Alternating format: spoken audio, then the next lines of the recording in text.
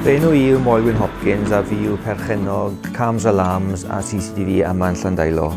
Rydyn ni'n gosod a gwasanaethu systemau diogelwch, larwmau CCTV I mewn I cartrefi adeiladau newydd a busnesau lleol. The reason we use Welsh in our business is because we serve a predominantly Welsh-speaking community.